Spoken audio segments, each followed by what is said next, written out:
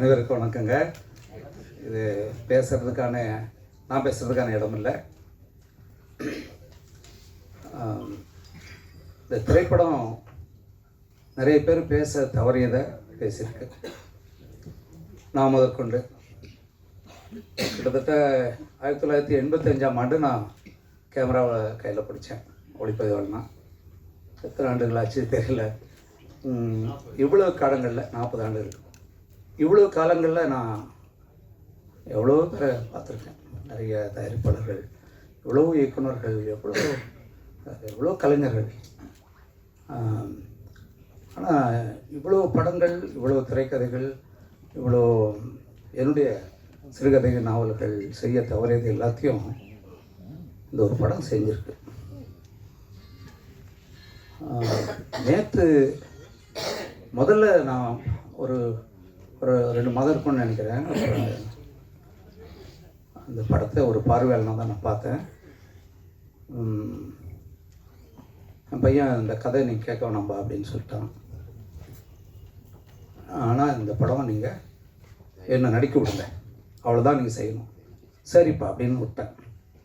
ஆனால் நான் போய் பார்வையாளர் நான் பார்க்கும்போது ஒரு பதட்டத்தோடு தான் நான் பார்த்தேன். அதை விட நேற்று இரவு படத்தை 2வது முறையாக நான் பார்க்கும்போது எனக்கு, ஏன்னா நான் ஒரு சாதாரண ஒரு ஆள் தான். நான் ஒரு மணலில் உட்காந்து 28 வயசாக படம் பார்த்த ஆள் தான். நான் 3 படம் தான் பெஞ்சில் உட்காந்தே பார்த்துருக்கேன் சென்னைக்கு வர்றதுக்கு முன்னாடி. அப்படி ஒரு சாதாரண ஆள் நான். ஒரு இன்றைக்கு இருக்கிற சமூகத்தினுடைய பெரிய சிக்கலை பேசுகிறேன். எத்தனை மனங்கள், எத்தனை மனித உயிர்கள் வதைக்கப்படுது, அவமானப்படுத்தப்படுது, கேவலப்படுத்தப்படுது. அதை இந்த திரைக்கலை சாதிச்சிருக்கு. திரைப்படங்கிறது எல்லாரையும் தட்டி தூங்க வைக்கிறது இல்லை, கிச்சு கிச்சு மூட்டுறது இல்லை, சிரிக்க வச்சு அவங்க பணத்தை பிடுங்கிறதோட மட்டும் இல்லாது, அது ஒவ்வொருத்தரையும் அறையணும். அவங்க செய்கிற தவறுகளை கேட்கணும். இதை பார்க்கக்கூடியவர்கள் பதில் சொல்லி ஆகணும். அவங்க மனசுக்கு பதில் சொல்லணும். மிகப்பெரிய வேலை. பல அரசியல் இயக்கங்கள் செய்ய தவறியதை, பல இலக்கியங்கள் செய்ய தவறியதை இந்த பேரன்பும் பெருங்கோமும் சாதிச்சிருக்கிறான் உலகம். ஒரு தம்பி சிவபிரகாஷ் வாங்க.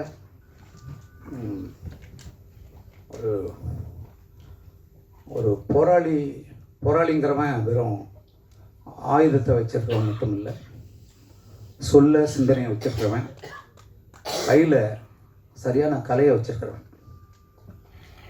இவன் தான் போராளி. ரொம்ப முக்கியமான ஒரு ஆள். இவருக்கு மிக முக்கியமாக இந்த படத்தினுடைய உரையாடல். இப்போ பொதுவான சினிமாவில் பேசுகிற முறையை மீறி நான் ரொம்ப இயல்பாக உரைநடை எழுதுறது. ஏன்னா என் படங்கள் அப்படி. இந்த படம் இயல்பாக இருக்குது. ஆனால் உரையாடல்கள் மட்டும் அந்த இடத்துல மனோகரா பராசக்தி சில எம்ஜிஆர் திரைப்படங்களில் வர்ற மாதிரி தான் இருக்குது. ஆனால் அது அப்படி தான் இருக்கணுங்கிறத அப்புறம் நான் புரிஞ்சுக்கிட்டேன். அதை அப்படி செய்யலைன்னா இது போய் அவனை குத்தாது. அந்த நுட்பம் அந்த படத்தில் நான் பார்த்தேன். முருகேஷ் எங்கிறீங்க? முருகேஷ் வாங்க வாங்க முருகேஷ் வாங்க. ஏன்னா விளையாட்டு இல்லைங்க, சும்மா வருஷத்துக்கு 300 படத்தை எடுத்துட்டு குப்பையாக குவிச்சிட்ருக்கோம். வாங்க. இவருடைய அந்த உரையாடல்னா வசனங்கிறது சமஸ்கிருத சொல்லணும்னு நான் சொல்ல, வச்சனங்கிறத நான் வசனம்னு சொல்லிட்டு இருக்கோம். ரொம்ப முக்கியமான வேலையை பண்ணியிருக்காரு. அதே மாதிரி இவருக்கு துணையாக இருந்த வாங்க தினேஷ் ஏன்னா நான் அடிப்படையில் ஒளிப்பதிவாளன். அந்த கிராஃப்ட், அந்த கலையை, ஒளிப்பதிவாளனுடைய வேலை என்னென்னா, நம்ம எல்லாத்தையும் பார்ப்போம். இயக்குனர் முதற்கொண்டு நீ எதை தான் பார்க்குறோன்னு அதை மட்டும் காட்டுறோம் தான் ஒளிப்பதிவாளன். மற்றதெல்லாம் நீ பார்க்கக்கூடாது. அது எந்த கோணத்தில் பார்க்கணும், எவ்வளோ நேரம் பார்க்கணும்னு காட்டுறோம்னா ஒளிப்பதிவாளன். ரொம்ப சிறப்பாக வந்திருக்கு. ஏன்னா நிறைய நான் எப்படி இதுக்கான மேடை இல்லை. அதனால் நான் வரவே கூடாதுன்னு யாரை என்னை உட்கார வச்சுங்க நீங்கள். எனக்கு நான் வரக்கூடாதுன்னு நினச்சேன்ல. ஏன்னா எனக்கு இந்த படத்துக்கு தொடர்பே கிடையாது. என் மகனை பெற்றுட்டதால் நான் பேசக்கூடாது. உண்மையிலே விஜயத்தை நல்லா பண்ணியிருக்காரு. அந்த பொண்ணு ஷாலி வந்து அந்த சாராவும் ஜீவாவும் உங்களை தூங்கவே விட மாட்டேன். அதுவும் இந்த மைம்ஸ் கோபி என்னங்க அப்படி இப்படி ஒரு நடிகன் அப்பா. ஐயோ தமிழில் தாங்க நடிகர்கள் சிறந்த நடிகர்கள் இருக்காங்க இந்தியாவிலே. அவர் அருள்தாஸை நான் இப்போ தான் பார்க்குறேன். என்ன ஐயா அப்பா, எப்படி அந்த அம்மா எங்கே பேர் என்ன பண்ண அந்த அம்மாவை நடிச்சவங்க சொல்லவே முடியாது. நான் வந்து அழகில் நந்தியாதாஸ் எப்படி பார்த்தோமோ அப்படி ஒரு நடிப்பு இதில் நடிச்சிருக்க அத்தனை பேர் தான். வினோத் இங்கே ஒருத்தனுக்காக பாருங்க, நான் அவரை கூப்பிட இல்லைங்க தம்பி. படத்தினுடைய இயக்குனருடைய முக்கியமான ஒரு கருவியை அவர் கையாண்டிருக்கார் இந்த படத்தில். ரொம்ப அருமையானது எல்லாம். அவங்க ஐயா லோக்கு ஐயா அவர் எதுக்காக சொல்கிறேன்னா, இந்த தமிழ் மண் மகிழ்ச்சி அடையும், பெருமை அடையும். அப்படியாப்பட்ட ஒரு திரைப்படம் உருவாகிருக்கு தமிழ்நாட்டில். பேரன்பும் பெருங்கோபம். இதை ஒவ்வொருத்தரும் தயவு செஞ்சு பாருங்கள். பார்க்க வேண்டியது உங்களுடைய கடமை. சும்மா ஒன்றும் இல்லாத படத்தெல்லாம் போயிட்டு 500 கோடி 600 கோடி என்ன கிடைச்சது? அவன் எடுத்து போயிட்டான், நடிகன் எடுத்து போயிட்டான், அதை வாங்கணும் போயிட்டான், எல்லாம் போயிட்டான். அது அப்படியே தான் இருக்கு. இந்த சமூகம் மேலே வர்றதுக்கான ஒரு பெரிய வேலை. என் நண்பன் ஜெயகிருஷ்ணன் இதுக்கு மேலே சொல்கிறதுக்கு இல்லை. பல இயக்குநர்களை, பல இன்றைக்கு இருக்கிற திரைப்பட நடிகர்களை உருவாக்கினவர். எவ்வளோ எளிமையாக உட்கார்ந்துருக்காரு. பெரிய ஆள், பெரிய வேலைகளை செய்துட்டு இருக்காரு. ரொம்ப அமைதியாக செய்கிறார். எப்போவுமே நிறைய வேலைகளை செய்கிறவங்க அமைதியாக தான் இருப்பாங்க. இவர் தாங்க பேசியிருக்கணும், இவங்க விட்டு நாங்கள் எல்லாம் பேசிட்டு உட்காந்துருக்கோம். நீங்கள் கட்டாயம் இந்த படத்தை வந்து பாருங்கள். முக்கியமாக இந்த இடத்துல நான் எப்படி சொல்கிறேன்னே தெரியலங்க.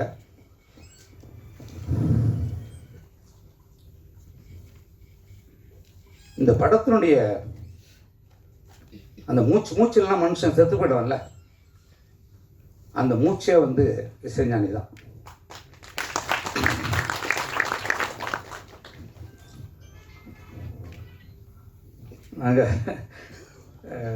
நான் அவரோடய இருக்கேன். நாங்கள் 2 பேரும் பேசிக்காமல் இருந்தாலும் அவரோடய இருக்கேன். எனக்கு நான் சீக்கிரம் போய் அவரை பார்க்கணும். அதுக்கு காரணம் என்னன்னா, அதுக்கு என்ன காரணம்னா, அவர் சிம்பனி பண்ணுறாரு, எல்லாம் பண்ணிட்டாரு, என்னென்னோ பண்ணி முடிச்சிட்டாரு. இந்த படத்தை முழுமையாக புரிஞ்சு வச்சது அவர் தான். இதை எப்படி மக்கள்கிட்ட போகணுன்றதை பண்ணியிருக்காரு. ஒவ்வொரு காட்சியையும் தன்னுடைய இசையால் அப்படி செதுக்கி கொண்டாந்து. இந்த படம் வெற்றியில் வந்து இளையராஜாவுக்கு தான் பெரும்பங்கு, இவங்க எல்லாரும் விட. அவருடைய வாழ்த்து உங்களுக்கு நிச்சயம் இருக்கும். அவர் எங்கே இருந்தாலும் வாழ்த்திட்டு இருக்கார். ஏன்னா அவர் பொதுவாக எல்லா வெளியீட்டுக்கும் வர்றதில்லை. அவருக்கு என்னுடைய நன்றி. அது என்னுடைய மகனுக்கு 2வது படத்திலே இது கிடைச்சிருக்கு. கொடுத்து வச்சுவேன். சிமான் ரொம்ப நேரம் பேசிட்டேன். இதுதான் நான் பேசக்கூடாதுன்னா. வா நீ பேசு தம்பி. இல்லை தம்பி பேச. இவங்க முக்கியம் ஏங்க. இது மாதிரியான தயாரிப்பாளர்களை போட்ட பணம் வர வைங்க. இன்னும் இது மாதிரி பல படங்கள் எடுப்பாங்க. அது நம்ம செய்யறது தவறுது இல்லையே. அதுதான் விஷயம். எங்களுடைய அழைப்பை ஏற்று வருகை தந்திருக்கும் நண்பர்கள் அனைவருக்கும் என்னுடைய வணக்கத்தை தெரிவித்துக் கொள்கிறேன். என்னுடைய குடும்ப நண்பர் கங்கர் பச்சான் சார், சீமான் அண்ணா வந்து என்னோட குடும்ப நண்பர் அவரும் இன்னைக்கு இந்த மேடை விழாவுக்கு வந்தது ரொம்ப எங்களுக்கு ரொம்ப சந்தோஷம். மற்றும் வந்திருக்க எல்லா பெரியவர்களுக்கும் என்னுடைய நன்றியை தெரிவித்துக் கொள்கிறேன். இந்த படம் ஒரு மிகப்பெரிய வெற்றி அடையும் நம்புகிறேன். இந்த டீம் வந்து அவ்வளோ ஹார்ட் ஒர்க் பண்ணியிருக்காங்க, படம் பார்த்ததுலேருந்து தெரிஞ்சுது. கண்டிப்பாக இந்த மாதிரி ஒரு படம் வந்து நிறைய படங்கள் நான் வந்து பாதியில் எழுந்து வந்த படங்கள்லாம் வந்து பெரிய வெற்றி பெற்றிருக்குன்னு கேள்விப்பட்டிருக்கேன். ஆனால் இந்த படம் வந்து மிகப்பெரிய வெற்றி அடையும். இந்த மாதிரி படங்கள் தான் வெற்றி அடையணும். நன்றி, வணக்கம். நன்றி சார். பேசும் எல்லா வார்த்தைகளிலும் பேரன்பும் பெருங்கோபமும் கொப்பளிக்கும் நெருப்பு தமிழன் செந்தமிழன் சீமானன் அவர்களை பேச அன்போடு அழைக்கிறேன்.